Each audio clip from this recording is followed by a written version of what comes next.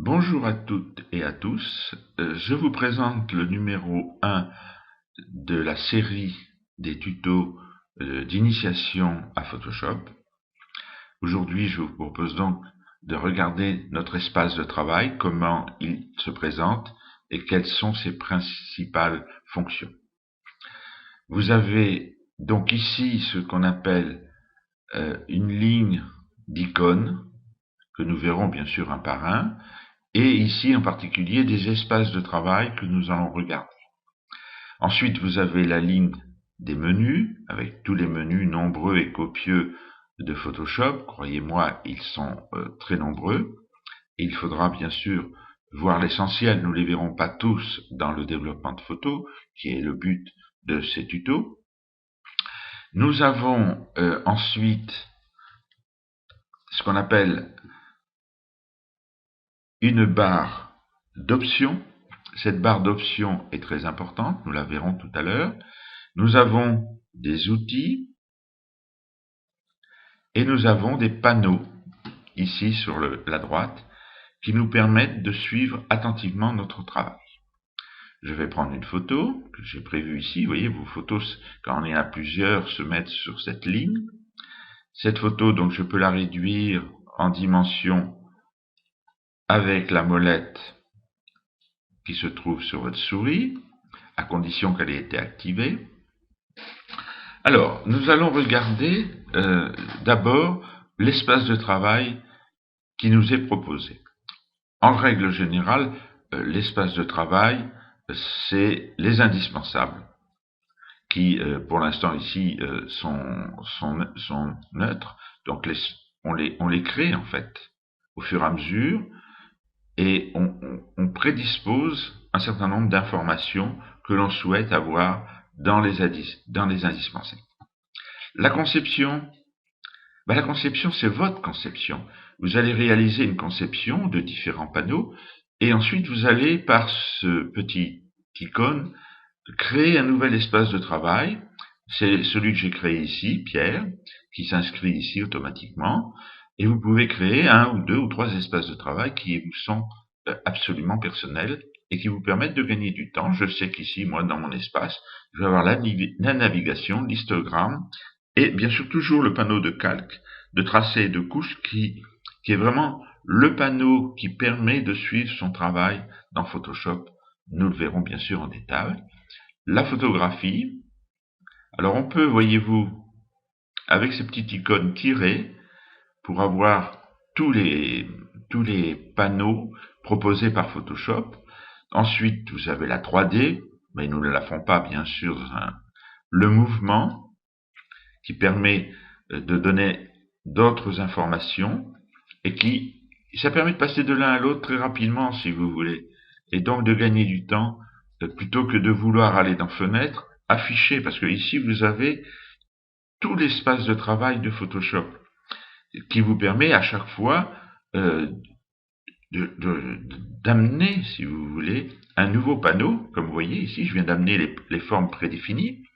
Alors, ce qu'on appelle dans Photoshop des formes prédéfinies, en fait, ce sont les pinceaux. Le mot pinceau n'existe pas dans Photoshop, qui est un logiciel qui a été fait par les Anglais. Et en fait, pour eux, le terme pinceau, c'est brush. Nous verrons que dans les outils, c'est important. Et forme prédéfinie, au départ, on ne sait pas trop ce que c'est. Mais en fait, voilà, ce sont des pinceaux qui sont fournis par Photoshop au départ dans le travail de la peinture. Alors ensuite, nous avons donc la barre des menus que nous venons de voir, et ensuite la barre d'options. Alors la barre d'options, ce sont les options des outils. Chaque fois que vous sélectionnez un outil, j'en sélectionne un, il vient s'installer ici. Donc ça vous permet de visualiser. Et il faut avoir les yeux en permanence sur cette barre d'options, car c'est très important de savoir quel est l'outil qui est au bout de votre curseur. Et ensuite, les réglages. D'un outil à l'autre, les réglages changent. Et souvent, les options qui ont été prises auparavant pour un autre travail. Donc, chaque fois que vous allez rentrer dans un outil, il faudra vérifier que les réglages sont les bons. Et c'est ici qu'on voit ça. En dessous, vous avez une petite barre. Et si vous avez plusieurs images, donc là j'en ai deux, celle-ci et celle-ci, vous pouvez en avoir bien d'autres, bien sûr, vous permet de travailler facilement et passer de l'une à l'autre. Ensuite, vous voyez tous ces petits rectangles. En fait, ce sont des panneaux qui n'ont pas été développés et qui sont en attente. Et donc, vous pouvez ensuite, avec les petites flèches ici, développer et déplacer au gré de votre humeur ces panneaux. Ou les refermer, voire les supprimer sur la petite croix. C'est ainsi que l'on travaille, si vous voulez, dans Photoshop. Reste la partie donc ici des panneaux de réglage. Ces panneaux de réglage ont tous, en règle générale, des icônes à la base. Vous retrouvez un peu les icônes de caméra raw, la poubelle, pour mettre à la poubelle un calque.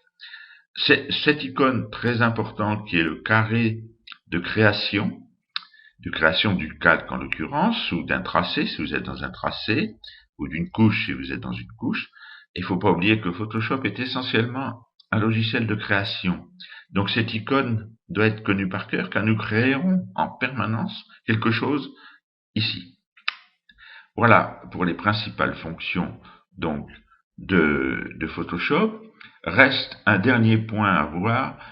Alors, c'est Mini Bridge. Bridge, quand vous ouvrez ici, vous lancez Bridge et vous connaissez déjà cette icône. Il y a Mini Bridge. Quelle est la différence entre Bridge et Mini Bridge?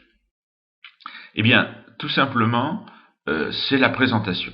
C'est une présentation qui se fait à l'écran ici. Donc, vous voyez, je suis en train de charger Mini Bridge. Donc, sa fonction essentielle, c'est de permettre d'avoir toutes les images ou tous les dossiers de Bridge à l'écran. Ça sert à quoi? Ça sert essentiellement quand on fait du photomontage. Quand on fait du photomontage, on a besoin d'aller chercher en permanence des photos pour justement concevoir et créer son photomontage. Il est préférable, vous vous en doutez, d'avoir tout à l'écran, c'est un gain de temps. Partout dans Photoshop, pour les professionnels qui travaillent tous les jours avec cet outil, il leur faut gagner du temps. Et gagner du temps, pour eux, c'est très important. Voilà, nous avons vu les principales fonctions de Photoshop au niveau de la présentation de l'espace de travail. Bien entendu, il nous faudra rentrer très loin dans ces réglages et dans ces panneaux pour bien maîtriser l'outil. Je vous dis à très bientôt pour un nouveau tuto.